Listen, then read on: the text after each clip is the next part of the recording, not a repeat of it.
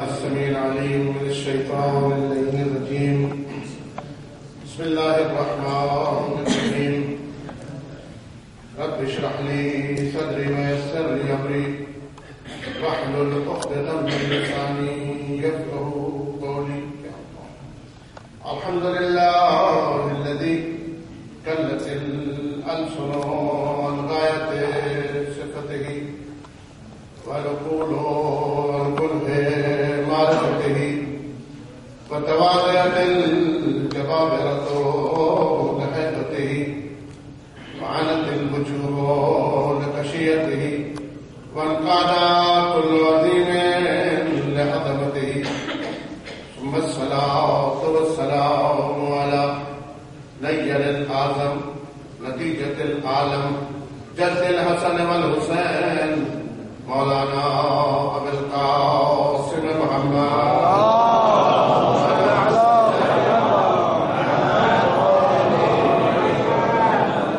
وآله الطيبين الطاهرين المعصومين الراسخين في العلم والدين.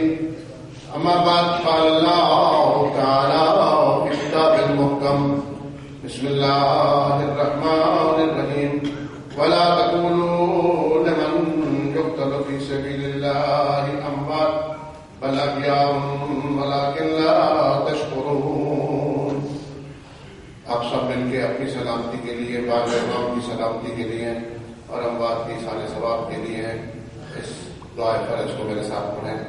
اللهم كن لوليك الحجة ابن الحسن صلواتك عليه وعلى آبائه في هذه الساعة وفي كل ساعة وليا وحافظا وقائدا وناصرا ودليلا وعينا حتى تسكنه أرضك طوعا وتمتعه فيها طويلا.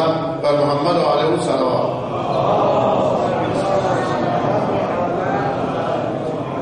خدا بند منان آپ کی حاجات کو پورا فرمائے، آپ سے بلا و مصیبت کو دور فرمائے، آپ کو اس مصیبت سے صبر عطا فرمائے. میں اس جلسے میں جو دعوت دی گئی ہے تسلیت کی، تعزیت کے طور پر خدمت امام زمان میں اور مقام معظم رہبری اور مراجع دیگر اور جملہ حضارین محترم کی خدمت میں تعزیت و تسلیت پیش کرتا ہوں. خدا بند منان ہمیں اس مصیبت سے صبر کرنے کی توفیق عطا فرمائے. ہم اگر دنیا میں رہیں تو ولایت علی کے ساتھ، اور دنیا سے اٹھائے جائیں تو محبت حسین کے ساتھ. میرے عزیز دوستوں، یہ مسئلہ کوئی نیا مسئلہ نہیں ہوا ہے. اتنے مومنین کی شہادت جس کے بارے میں قرآن کی آیت میں نے آپ کی خدمت میں ہدیہ سماعت کی ہے، سورہ بقرہ کی، کہ بھلا تقولوا لمن يقتل في سبيل اللہ. جو لوگ قتل ہو گئے ہیں اللہ کی راہ میں انہیں مردہ مت کرو. ان کی زندگی کے بارے میں اللہ نے کہا ہے کہ انہیں مردہ مت کرو. ایک جگہ کہتا ہے وَلَا تَحْسَبَنَّ الَّذِينَ قُتِلُوا فِي سَبِيلِ اللَّهِ، تم گمان مت کرو. ایک جگہ کہتا ہے زبان پر بتلاؤ، سوچو تک مت ان کے بارے میں کہ وہ مردہ، بلکہ وہ زندہ ہیں، ان کو ہم نے حیات دی ہوئی ہے، اور ایسی حیات دی ہے کہ لیکن لا تشعرون، تمہیں اس حیات کا شعور بھی نہیں. تو پہلی بات تو یہ دشمن کو بتانا چاہتے ہیں کہ ہمیں مار کے آج تک کوئی بھی آدمی ہمارے ہدف سے ہمیں روک نہیں سکا. اور اس کی سب سے بڑی تعریف ان لوگوں کو یہ پتا ہونا چاہیے کہ بنی امیہ اور بنی عباس کس قدر شیعوں کو قتل کیا. اس جرم پہ نہیں کہ وہ برے تھے. میسم کا کیا جرم تھا بتائیے؟ عمار کا کیا جرم تھا؟ ملک ابن نمائرہ کا کیا جرم تھا؟ دیکھیے آپ تاریخ قرآن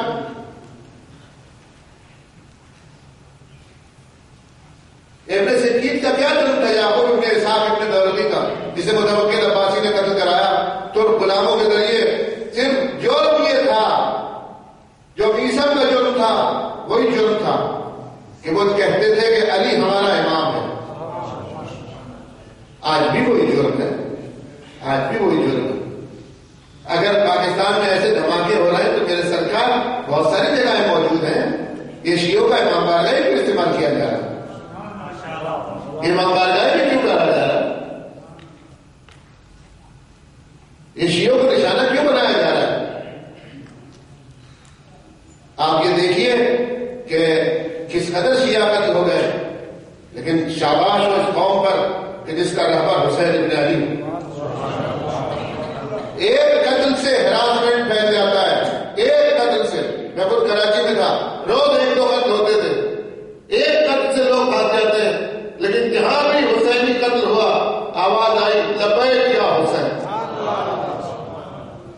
جہاں پر بھی امام حسین کے مارنے والا قتل کیا گیا اس کے ورثہ پیچھے نہیں ہٹے۔ آج بھی یہی بات ہے، کوئی پیچھے ہٹنے میں تیار نہیں ہے۔ شکارپور کا حادثہ، وہاں پر گورنمنٹ خود مقصر ہے، گورنمنٹ خود ذمہ دار ہے، یہ ایک احتجاجی جلسہ ہے، گورنمنٹ خود ذمہ دار ہے۔ پہلے بھی یہاں حملے ہو چکے تھے، پہلے بھی یہاں دشمن آ چکا تھا، انہوں نے اتنی بڑی امام بارگاہ میں اتنی بڑی نماز کی جگہ پر انتظامات صحیح کیوں نہیں کیے؟ معلوم ہے کہ یہ شیعوں کے خون سے ہولی کھیلنا چاہتے ہیں، شیعوں کو ڈرانا چاہتے ہیں۔ شیعہ ایسی قوم ہے کہ جس کا نام حسینی ہے، ہم حسینی ہیں، جب بھی خون سے نم کرتے ہیں اور اپنا غم بھول کے شبیر کا غم کرتے ہیں۔ ہم کوئی کسی سے تلواروں سے ڈرتے ہیں؟ جو بنی امیہ کی تلواروں سے نہ ڈرے، جو بنی عباس کی تلواروں سے نہ ڈرے، گھر میں چن دیے گئے، دیواروں میں چن دیے گئے، ان کو یہ ہوش نہیں ہے۔ اور یہ اتنی بڑی تعجب خیز بات ہے کہ دشمن ابھی بھی نہیں سمجھا کہ بنی امیہ نے مٹانا چاہا تھا، خود مٹ گئے، بنی عباس نے مٹانا چاہا تھا، خود مٹ گئے، جو شیعوں کو مٹانا چاہے گا وہ خود مٹ جائے گا،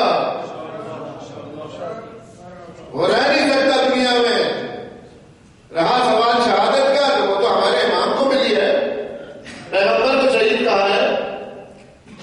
خود جب امام حسن عسکری علیہ السلام نے امام حسین کو سلام کیا ہے اربعین کی زیارت میں، تو یہ جملہ ہے امام عسکری علیہ السلام کا، اکرمتہ بالشہادت وحببتہ بطیب البلادت۔ حسین ابن علی تیرا اللہ نے جو استقبال کیا ہے وہ شہادت کے ذریعے سے کیا۔ شکارپور کے شہداء تمہارا استقبال جو کیا ہے اللہ نے وہ شہادت کے ذریعے سے کیا۔ نماز اللہ کی، گھر حسین کا، اور نماز پڑھتے میں شہادت ہو جائے، یہ یاد رکھیں، اس سے کچھ بھی نہیں ہو سکتا۔ دشمن یہ جان لے کہ ہمیں قتل کر کے ہمارے عزم کو نہیں توڑ سکتا، ہم وہی ہیں، وہی تھے، وہی رہیں گے، ہمارے عزم کو کوئی بدل نہیں سکتا۔ لیکن مسئلہ یہ ہے کہ یہ جو نئی جان چلی ہے انہوں نے کہ اس کو بم باندھ کے بھیج دیتے ہیں، کہتے ہیں جا تو بہشت میں جا رہا ہے، اس جال کو توڑے کون؟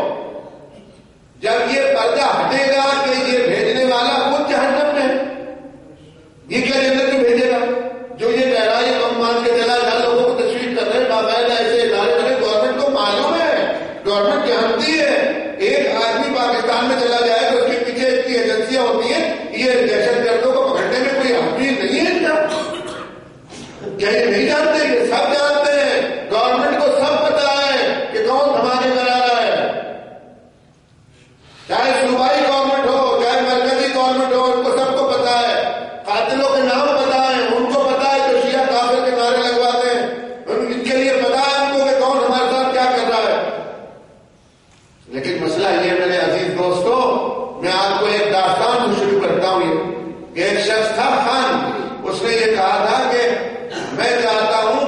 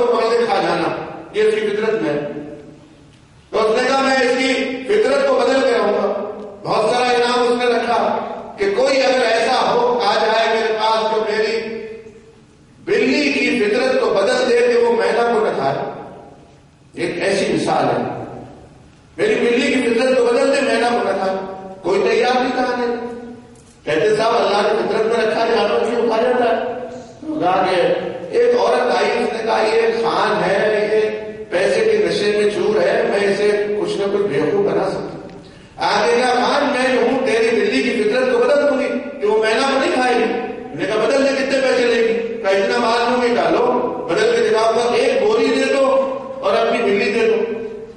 وہ بوری لے کے بلی لے کے کمرے میں چلی گئی. کچھ دیر کے بعد دیکھو کہ آئی اور بلی کو ہاتھ میں بٹھایا ہوا تھا. کہا لیا میری مینا کو، اسے اب نہیں کھائے گی، میں نے اس کو کچھ پڑھ دیا،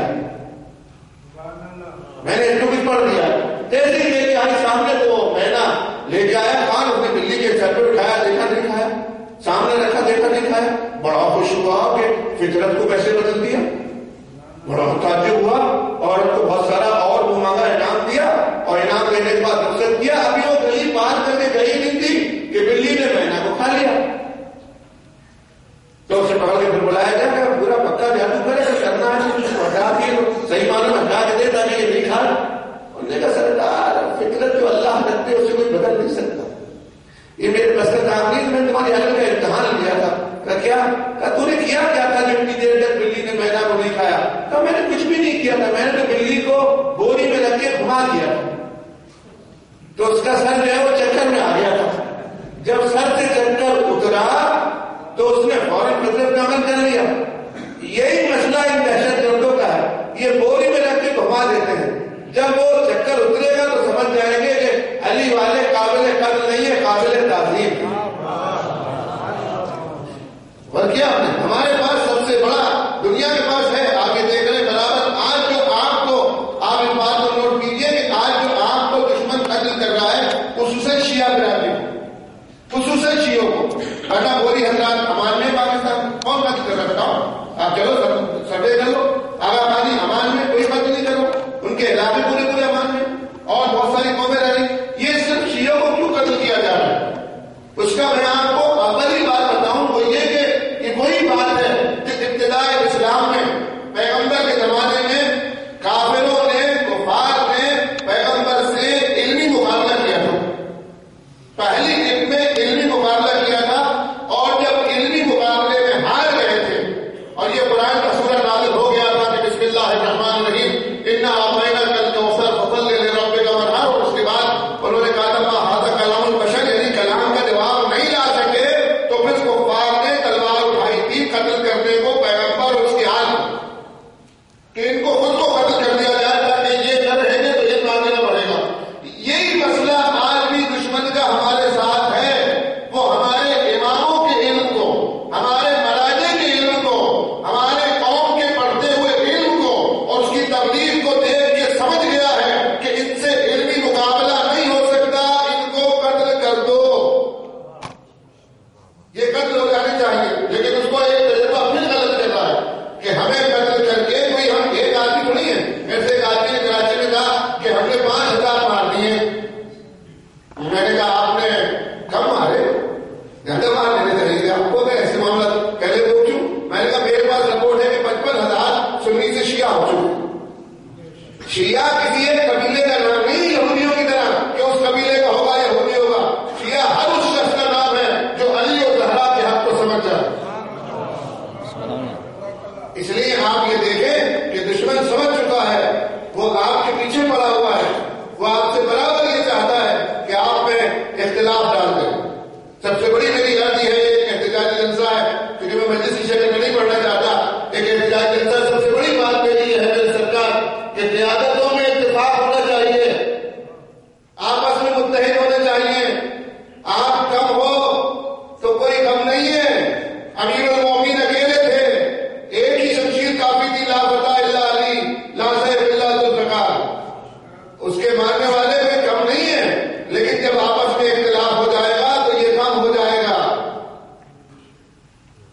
قیادتوں کو ایک ہونا چاہیے. میں بعض اوقات سنتا ہوں اپنے دوستوں اپنے عزیزوں سے، میں تو کسی اس میں نہیں، لیکن میں عرض کرتا ہوں کہ ایک طرف سے آواز آتی ہے کہ فلاں کو رائے دے دو، ووٹ دے دو. ایک طرف سے آواز آتی ہے ہمیں دے دو. ایک طرف سے آواز آتی ہے بالکل مت دو. ایک آدمی جو عام ہے وہ کیا کرے گا؟ اتحاد کی ضرورت ہے اور خصوصاً اعلیٰ پیمانے پر قیادت کے طور پر آپس میں متحد ہو، ورنہ یہ شیعوں کا خون ایسے ہی بہتا رہے گا. اس کو روکنے کے لیے آپس میں متحد ہونا ضروری ہے اور اتحاد جو ہے وہ اوپر سے. میرے عزیز دوستوں، اگر آپس میں علماء نہیں ملیں گے تو کون ملے گا؟ آپ دباؤ ڈالیں لوگوں پر، کہیں کہ کہ آپس میں قیادت کو ایک ہونا چاہیے. ہمارے پاس تو ایسے امام ہیں، وہ لوگوں کے امام ہیں کہ 4 ہیں تو چاروں کے فتووں میں اختلاف ہے. ہمارے یہاں تو 12 کے 12 ایک ہیں. اولنا محمد، اوسطنا محمد، آخرنا محمد، کلنا محمد. جو حسین کا پیغام ہے وہی سب تو پیغام تو سب علی کا پہنچانا چاہ رہے ہیں. پھر اختلاف کیوں؟ پھر آپس میں لڑائی کیوں؟ پھر آپس میں جدائی کیوں؟ اتحاد ہونا چاہیے اگر قوم کی جان کو بچانا ہے. دیکھیے آپ دشمن کس قدر نادانی سے کام لے رہا ہے. یہ میں آپ کو ایک تاریخی بات بتاؤں. جب لاہور میں وہ احتجاج ہوا نواز صاحب کے خلاف، اس میں جو آدمی مرے ان کے لیے 15 لاکھ روپے انعام کے کہ بھئی یہ لے لو. اور جو شکارپور کی طرح شہید میں ان کو ہمیں پیسے کی ضرورت نہیں ہے. جو علی کو لگتا ہے اسے پانی کی کوئی ضرورت ہی نہیں ہے. ہم کیا کریں گے؟ تو ہمیں کیا دو گے؟ ہماری جانوں کے برابر کوئی دے ہی نہیں سکتا. یہ وہی مسئلہ ہے جو یزید نے امام حسین کے بیٹے سے کہا تھا کہ میں چاہتا ہوں وہ بہا دے دوں. تو کیا دے گا؟ تو رسول اللہ کو دینا. لیکن ہم تو بتا رہے ہیں کہ یہ بے انصافی ہے. کیا 5 اور ایک پولیس والا مر جائے تو 1 کروڑ؟ یہ کیا ہے نیا نظام؟ وزیر اعلیٰ صاحب نے جا کے کہا اور دیکھیے کوئی پرسان حال نہیں ہے، کوئی پوچھنے والا نہیں ہے، کوئی مذمت نہیں کر رہا. اور کرتے بھی ہیں جیسے دبے ہوئے الفاظ میں. یہ لوگ اچھی طرح پہچانتے ہیں کہ یہ کیوں ایسا ہو رہا ہے. لیکن انہیں بتانا بھی چاہتا ہوں کہ انسان کی زندگی اللہ نے اس کے عمل کے ساتھ رکھی. جیسا جس کا عمل ہوگا ویسی اس کی زندگی ہوگی اور ویسی اس کی موت ہوگی. اس لیے سب سے بہترین موت جو رکھی ہے اللہ نے وہ شہادت رکھی. اور جو سب سے زیادہ کسی کو خدا دوست رکھتا ہے تو اسے شہادت دے دیتا ہے. آپ یقین مانیں ان کو خدا و اہل بیت سب سے زیادہ چاہتے ہیں. اور شہادت پہ سب سے بڑی شرط یہ ہے، ہم اس لیے نہیں رو رہے کہ ان کو شہادت مل گئی، ہم اس لیے کہہ رہے ہیں کہ ظالم ظلم پہ آمادہ ہے، ہمیں تیار ہو جانا چاہیے.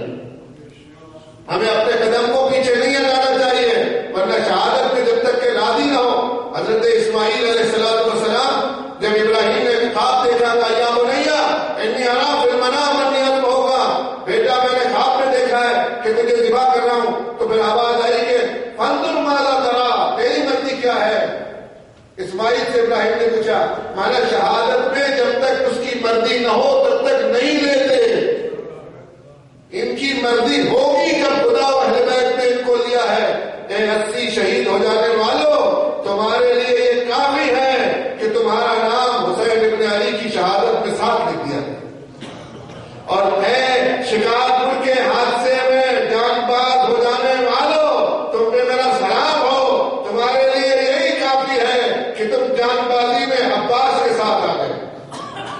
جو لوگ جان زخمی ہوئے ہیں اس میں یہ ہے کہ کربلا میں ایسے بھی شہید ہیں جو زخمی تھے، ان میں سے ابو الفضل عباس علیہ السلام کا نام ہے. تو جو زخمی ہونے والے ہیں وہ جان بازوں میں آ گئے. لیکن زندگی انسان کی یہ ختم ہونے کے بعد کوئی زندگی ختم تھوڑی ہے. قرآن نے کہا تم کیا جانتے ہو اس کو؟ یہ تو ایک بہانہ ہے. زر ٹوٹ گیا لیکن پانی تو باقی ہے، وہ تو زمین کی شکل اختیار کر گیا. بقول آیت اللہ مرتضیٰ مطہری انہوں نے بڑا اچھا اس میں جملہ کہا ہے کہ شہید کی زمین میں طاقت نہیں ہے کہ شہید کے خون کو جذب کر لے. شہید کے خون کا ایک قطرہ بھی دریا کی شکل اختیار کر جاتا ہے. یہ حسین ابن علی کا خون ہے. اور فرمایا اللہ مطہری نے کہ پھر وہ جوانوں کی رگوں میں دوڑ کر حسینیت کا پیغام دیتا ہے. آج آپ کی نسل میں آپ کی رگوں میں دوڑ کر وہی حسین کا خون پیغام دے رہا ہے. لہٰذا میرے عزیز دوستو، یہ موت تو ہے سب کے لیے، لیکن دشمن کو آپ یہ بتا دیں اتحاد کر کے اپنے طور پر، خصوصاً عالم برادری اتحاد کرے. خصوصاً آپ کو میں کراچی کا اگر پاکستان کا سروے بتاؤں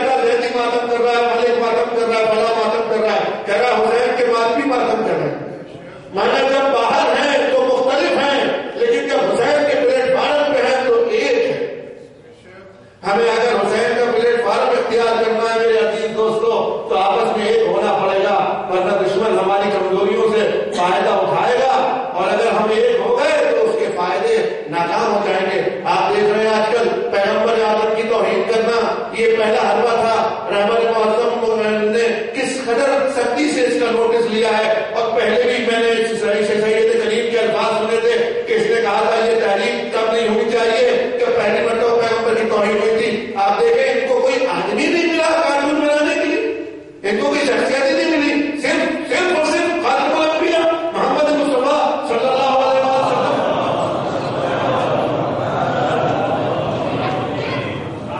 یہ بھی شہادت سے کم نہیں ہے ہمارے لیے.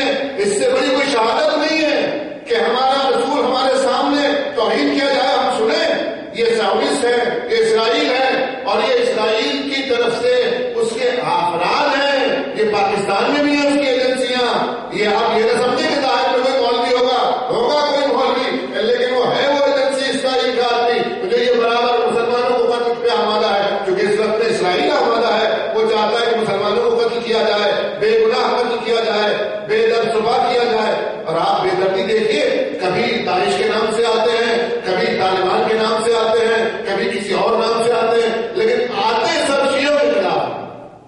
وہ جانتے ہیں کہ دنیا میں اگر کوئی بیدار ہونے والی ملت ہے تو وہ شیعہ ہے. اللہ نے آپ کو ایسے امام دیے ہیں. خصوصاً میرے عزیز دوستوں, میں آپ کی خدمت میں ایک بات عرض کرنا چاہتا ہوں کہ جب اسی قوم میں مقدس میں جس میں آپ بیٹھے ہیں, اس کے لوگوں نے امام عسکری علیہ السلام کو خط لکھا کہ مولا قوم کا فرماندار بہت برا شخص آیا ہے اور اس نے ہم پہ بڑے ظلم کیے. اب آپ دیکھیے امام نے کیا جواب دیا. اسے مکیال المکارم میں آیت اللہ تحین نے لکھا ہے, اس کا ترجمہ بھی ہو چکا ہے. کہا کہ اس میں امام عسکری علیہ السلام نے اس دعا کو بھیجا, کہا کہ قنوت میں نماز شب کی یہ دعا پڑھو تاکہ تمہارا دشمن تم سے دور ہو جائے. اور وہ دعا آج بھی موجود ہے مکیال المکارم میں, اور سید ابن طاؤس علیہ الرحمہ نے اس دعا کو منہج دعا میں بھی نقل کیا ہے, اور وہ دعا نماز شب کی نمازوں میں پڑھی جاتی ہے. تو امیوں نے کہا جب امام عسکری نے وہ دعا لکھ کے بھیجی امیوں کے لیے کہ نماز شب میں دعا بڑی پرمطالب بڑی عجیب معاملے کی دعا ہے, اور عجب معاملہ ہے اس دعا میں خدا و اہل بیت کے معاملے میں, محمد علی علیہ السلام کے معاملے میں. جب شیعوں نے اس دعا کرتے ہوئے پھر کیا نماز شب میں, تو پتا چلا اسی ہفتے کے اندر اس ملعون کا کالا منہ ہو گیا اور وہ مر گیا جو معتصم کی طرف سے قوم کا حاکم تھا. تو لہٰذا یہ دعا ہمیشہ کے لیے ہے, یہ نسخہ ہے, یہ دوائی ہے. جیسے کوئی ڈاکٹر ٹیبلٹ بنا کے دے دیتا ہے کہ جب آپ کو درد ہو سکتا تو آپ کھا لیتے ہیں, کبھی ڈاکٹر کی تلاش کرتے ہیں تیرے ٹیبلٹ موجود ہے. معصوم نے آپ کو یہ نسخہ دے دیا کہ جب آپ پہ کبھی ظالم کی ایسی بات آ جائے تو آپ اس دعا کو شب نماز میں نماز شب میں پڑھنا تاکہ یہ بلا تم سے رد ہو جائے. پاکستان ہمارا بڑا قیمتی ملک ہے, ہم نے اسے اپنی جان کی قربانی دے کے ہمارے آباء و اجداد نے بنایا ہے, اس کی خاک سے ہمیں محبت ہے. لیکن میرے عزیز دوستو, اس کو دیمک لگ رہی ہے. اگر آپ اس دیمک کو اتحاد کے ذریعے نہیں ہٹائیں گے تو سب لوگ مسئول ہیں. لہذا کچھ دعائیں بھی کریں, علماء میں بیٹھ کے آپس میں راتوں میں نماز شب میں اس کا ایک دعا کا بیٹ کریں. آپ بھی اپنے طور پر تنظیم میں کہیں کہ صاحب سب بیٹھ کے اس کو نماز شب میں پڑھیں اس دعا کو. یہ مکیال المکارم میں دعا لکھی ہوئی ہے امام عسکری علیہ السلام کے حالات میں. اور دوسری بات یہ کہ میں آپ کا زیادہ وقت نہیں لیتا, میرے سرکار سب سے بڑی بات یہ ہے کہ ہمیں شہادت سے کوئی ڈرا نہیں سکتا. ہم نے اپنے کمر کو باندھ رکھا ہے اور اس سے اچھی کوئی موت بھی نہیں, شہادت سے اچھی کوئی موت نہیں ہے. چونکہ ہمارا جوان علی اکبر سے زیادہ نہیں, ہمارا جوان قاسم سے زیادہ نہیں, ہمارا جوان عباس سے زیادہ نہیں ہے. جب حسین اپنا بھرا گھر لٹا سکتا ہے تو ہمارا گھر لٹ جانے میں کیا ہے. لیکن ہم تو بتانا چاہتے ہیں کہ شہادت کو سعادت کے ذریعے سمجھ کے آگے بڑھایا جائے اور اتحاد کو برقرار رکھا جائے. میں چاہتا ہوں چند جملے آپ کی خدمت میں اہل بیت علیہ الصلوۃ والسلام کے مسائل کی عرض کروں. لہٰذا میرے سرکار جب میثم تمار کو ابن زیاد نے اس جرم پر کہ علی علیہ الصلوۃ والسلام کی ولایت تھی, سزائے موت دینے کا اعلان کیا تھا, تو اس سے پوچھا تھا, دیکھیے کیسی عجیب شہادت ہے, اس سے پوچھا تھا کہ میثم تو اس سے تیرے مولا نے کیا کہا تھا؟ تو اس نے کہا تھا میرے مولا نے مجھ سے فرمایا تھا, دیکھیے کتنا فرمان علی پہ گامزن ہے, میرے مولا نے مجھ سے فرمایا تھا میثم میری محبت میں تیری زبان نکالی جائے گی, تیری زبان نکالی جائے گی. یہ نمونے ہیں ہمارے لیے, یہ یہ امام نہیں ہے لیکن اولاد یہ سب امام کے ماننے والے ہیں. ہم کو تیار رہنا چاہیے کب رہبر حکم دے کب امام کے حکم دے. لیکن اس کا مقصد یہ نہیں ہے کہ ہم لوگ چپ ہو کے بیٹھ جائیں اس حادثے پر. یہ بڑا ہی دردناک حادثہ ہے. ہم پرزور سندھ کی حکومت سے اپیل کرتے ہیں اور کہتے ہیں احتجاج کرتے ہیں کہ اس معاملے کو روکا جائے. یہ ایسا نہ ہو یہ قوم بگڑ جائے کیونکہ ہم لڑنے میں عباس علمدار ہیں اور پڑھنے میں جعفر تیار ہیں. یہ جان لیں ایسا نہیں کہ ہم کوئی کمزوری سے جائیں گے یا ہم اس دیمکوں کو چھوڑ دیں گے. ہمارا بھی وقت آئے گا. ہم دیمکوں سے انتقام لینا جانتے ہیں, ہم انہیں مارنا جانتے ہیں, لیکن ہم تو مظلوم ملک خداداد کی حفاظت کے لیے اپنے آپ کو صبر میں اور اپنے رہبروں کے اجازے میں اشارے پہ چپ بیٹھے ہیں کہ جیسے وہ حکم کریں ویسے عمل کریں. لہٰذا میرے سرکار عیسی بن عمار کو اپنے جان نے بلایا اور موت سے ڈرایا کہ میں تجھے مار دوں گا. عیسی نے کہا جو شہید ہوتے وہ مرتے نہیں. کہا کیا کہا تھا تیرے امام نے؟ کہا یہ کہا تھا کہ تیری زبان نکالی جائے گی. کہا اچھا میں ایسا کرتا ہوں تیرے ہاتھ پیر کاٹتا ہوں تاکہ تیرے امام کا قول سچا ثابت نہ ہو. عیسی نے کہا ابن زیاد ملعون, آسمان زمین سے مل سکتا ہے لیکن فرمان علی نہیں چل سکتا, فرمان علی نہیں چل سکتا. یہ کہہ کے عیسی نے کہا میری زبان اگر حاضر ہے علی کے لیے. اس نے کہا اس کے ہاتھ پیر کاٹ دو. کاٹ کے آپ شاہد ہیں استاد ہیں کہ عیسی کو درخت پہ لٹکا دیا گیا. جب عیسی درخت پہ لٹک گئے تو ہاتھ پیر کٹا ہوا آدمی خون بہ رہا ہے. آپ دیکھیے یہ سب شہادت کے نمونے ہیں. خون بہ رہا ہے, گھبرا جائے, پریشان ہو جائے, لیکن درخت پہ لٹکے ہوئے نے کہا ایھا الناس آؤ مجھ سے علی کے فضائل سن لو. جب لوگوں نے دیکھا کہ ہاتھوں سے خون بہ رہا ہے, پیروں سے خون بہ رہا ہے اور میسم علی علی کر رہا ہے, تو جو میسم 200 آدمی کا مجمع اٹھاتا تھا وہ 2000 کوفی پڑھ گئے اور میسم کی بات سننے لگے. لوگوں نے آ کے اپنے ذات کو کہا اگر یہی مشن میسم کا علی علی جاری رہا تو تیری حکومت ابھی ختم ہو جائے گی. کیا کروں؟ کہا جلدی کر, میسم کی زبان کاٹ لے. جب جلاد چاقو لے کے خنجر لے کے آگے بڑھا تو میسم نے کہا لوگوں ہٹ جاؤ, میرے مولا کے قول کی تصدیق ہونے دو, میرے مولا کے قول کی تصدیق ہونے دو. اور جب قاتل نزدیک آیا تو اپنی زبان نکال دی کہ علی جو زبان تجھے دی تھی وہ دے کے رہوں گا. یہ میسم ہے, یہ نمونہ ہے ہمارے لیے کہ ہم شہادت سے کبھی نہیں گھبراتے. یہ ہمارے رہبر ہیں, اگر معصوم نہیں ہے لیکن مولا نے ان کو معین کیا ہے. کمبر کو جب حجاج بن یوسف نے بلایا اور بلانے کے بعد کہا کہ تو بوڑھا ہو گیا, میں تجھے ابھی چھوڑ دیتا ہوں, چلا جا, تو آزاد ہے.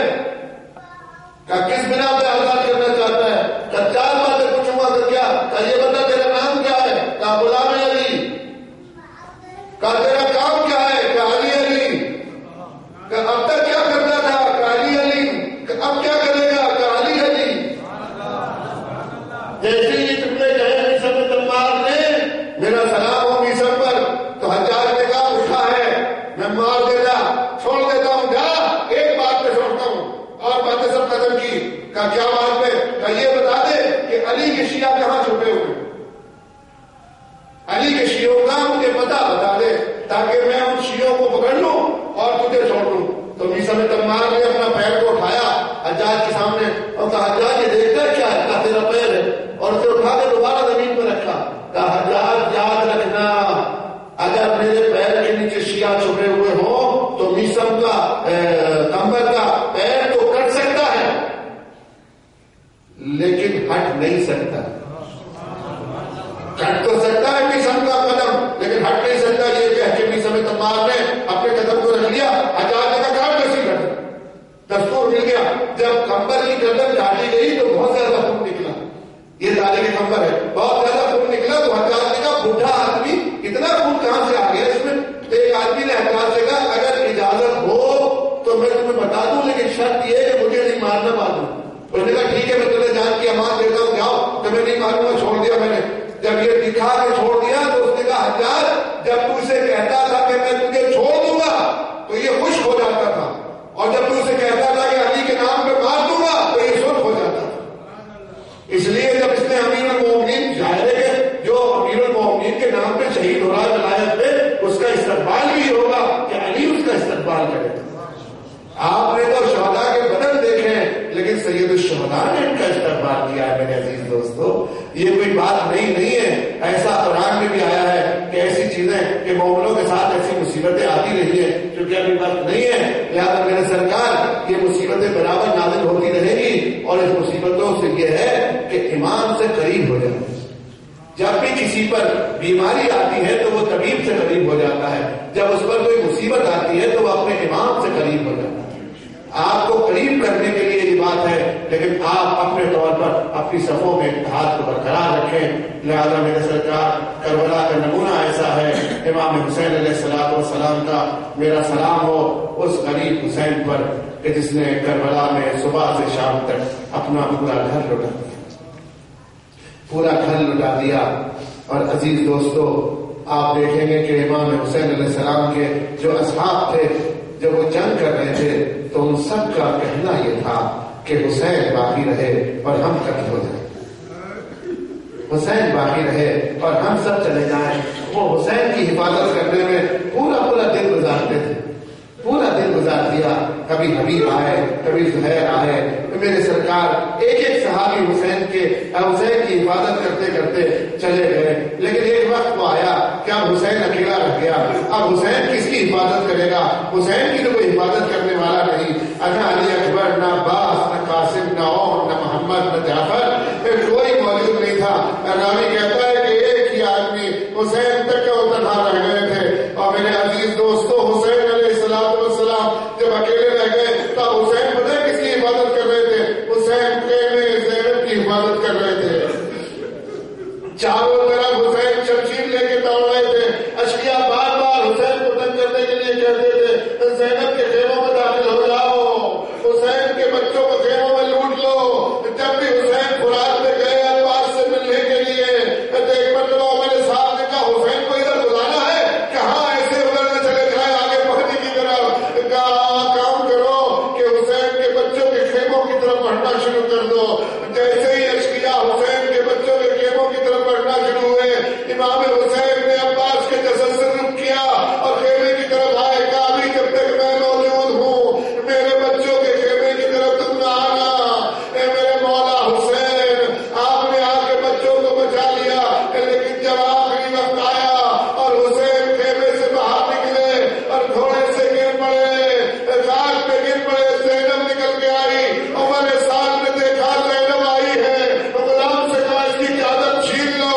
امام حسین نے اشارے سے کہا زینب چلی جاؤ، میری بیوی ابھی چلنے نہ پائی تھی کہ زمین کربلا ہلنے لگی، خیموں میں آگ لگنے لگی، زینب نے بچوں کو بچانا شروع کیا۔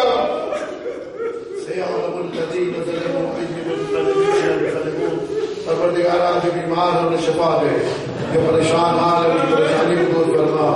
اے میرا اللہ، جو مومنین مومنات حاجات رکھتے ان کی حاجات کو پورا فرما۔ پروردگارا جامع روحانیت نے اور جو مومنین نے اس مجلس کو برپا کیا ہے ان کو اس کا اجر عطا فرما۔ پروردگارا ان شہداء کے درجات عالی ہیں، عالی تر فرما۔ پروردگارا جتنے بھی شہداء پاکستان ہیں ان سب کو اہل بیت کے ساتھ محشور فرما۔ پروردگارا ان شہداء کے مقام کو اہل بیت علیہ الصلوۃ والسلام کے مقام سے ملحق فرما، بعد میں ظہور میں تاجیل فرما۔ پروردگارا انقلاب ایران کو انقلاب اسلام امام زمان سے ملحق فرما۔ اللہم صلی علی